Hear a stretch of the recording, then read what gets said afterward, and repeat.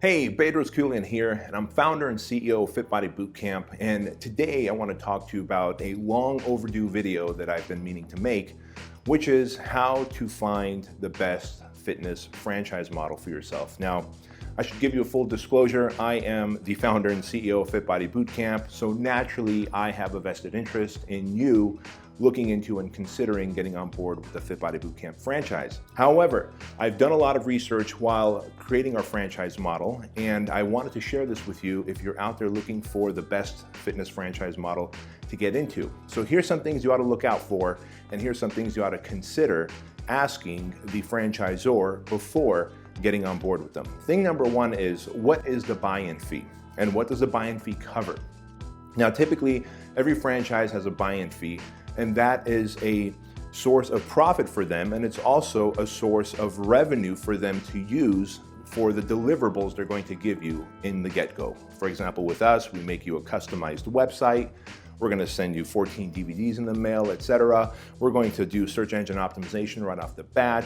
We're going to have you on the phone with a business coach, and so all those costs do have to get covered. Now, the difference is, what is this franchise charging you? Because if it's charging you $45,000 to $85,000 to come on board, you've got to ask them, what exactly does that cover?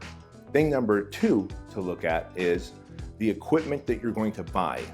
Many franchises out there will ask you to buy the equipment through them, and when you buy the equipment to build out the franchise through them, there is a significant markup. And while I'm a big fan of free enterprise and everybody profiting, it's in your best interest to find out what the equipment cost is going to be in addition to the buy-in fee, and what your limits are, whether you can shop outside for the best discount or if you're committed to purchasing that equipment from them. Thing number three to ask and look out for is, what is my franchise royalty fees?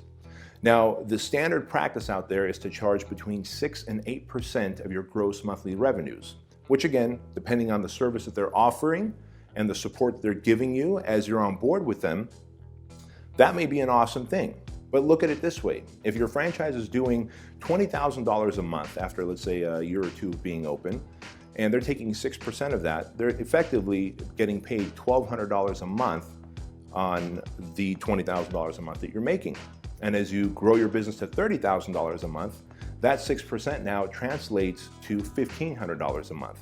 And so you have to ask yourself, am I getting the equivalent of 6% of my gross revenue each month of services, support, and help from the franchisor? Are they helping me grow, or am I growing the business myself and giving them a larger dollar amount each month with that franchise fee? So consider finding a franchise that has a flat franchise fee of a flat dollar amount. Many people know this. I consider myself, Fit Body Bootcamp, as the anti-franchise franchise. We have a flat franchise fee that's very fair, and we make our money on the back end when we help our franchise owners get more clients. I believe that's the proper business model. Your opinion might differ. The fourth thing that you're going to want to look at is, how long is the term of this franchise? Now, again, standard practice out there is as much as 10-year commitment to a franchise, which is okay. You know, there's plenty of franchises out there. Subway comes to mind, McDonald's comes to mind. Now, if you're not comfortable with the track record of that franchise, they haven't been around long enough, they're not a big national brand yet, you may not want to consider signing an 8 or 10 or even 20-year franchise agreement with them, right? So that's something you definitely ought to look out for as well.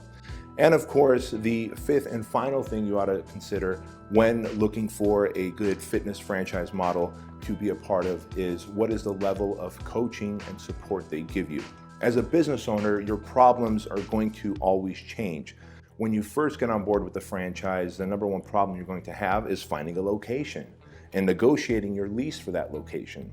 As you grow, you're going to have probably marketing and sales problems, right? All good problems to have, good challenges to have.